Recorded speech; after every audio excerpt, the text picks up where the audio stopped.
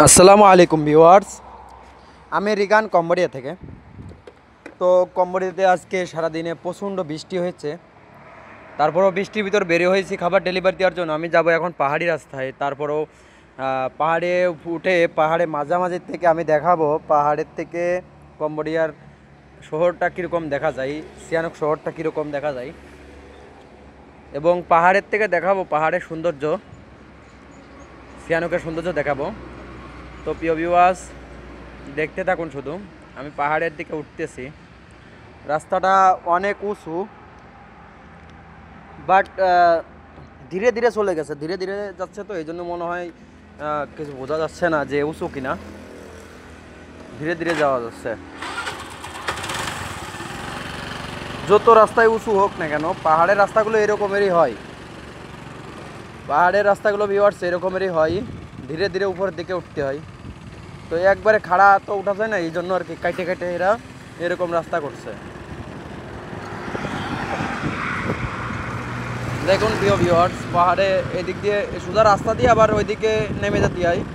পাহাড়ে মাঝামাঝি আবার আছে পর্যটকদের দাঁড়ানোর জায়গা আছে। তো আমি সেইখানে যাব। এই জায়গা অনেক পর্যটক আসে, এই পাহাড়ের এই জায়গা সুন্দর একটা প্লেস আছে দেখার। পাহাড়ের থেকে সুন্দর পুরো পুরো শহরটাই দেখা যায় আর কি। এই যে দেখতে পাচ্ছেন আমার সামনে একটা বাংলো, এটা একটা রিসোর্ট, এটা একটা ইন্ডিয়ান রিসোর্ট। ইন্ডিয়ান কোম্পানি দিয়ে এই রিসোর্টটা করছে। তো আপনি যদি এই জায়গা সিয়ানুকবিলে এসে এই রিসোর্টে থাকতে চান, তো আপনার প্রতি নাইটে আপনার $30 থেকে $40 খরচ হবে। বাট এরিয়াটা দেখুন শুধু। এই পাশে একটা কোম্পানি, চাইনিজ কোম্পানি পাহাড়ের উপর।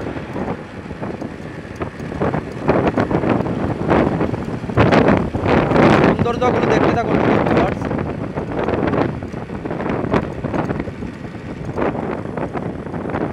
আমার কাছে দারুণ লাগে। আমি মাঝে মাঝে যে সময় মন খারাপ থাকে, বাট মাঝে মাঝে যে সময় একা মনে হয় নিজেকে প্রবাস। তো ভিউয়ার্স, আমি পাহাড়ের মাঝ বরাবর আসলাম। আমি দেখালাম, আমি একটু নামলাম জায়গায়, এবার আপনাদের দেখাবো। বাট পাহাড়ের উপর থেকে নিচের দৃশ্যগুলো কেমন দেখা যায় দেখুন। আমার পিছনে দেখা যাচ্ছে বাড়িঘরদর কত ছোট দেখা যাচ্ছে। এগুলো কিন্তু এই যে পিছনে দেখতে পাচ্ছেন আমার এই পাশে যে পিছনে, এইটা কিন্তু প্রায় 100 তলা বিল্ডিং। এটা মনে হচ্ছে আমার থেকে ছোট অনেক।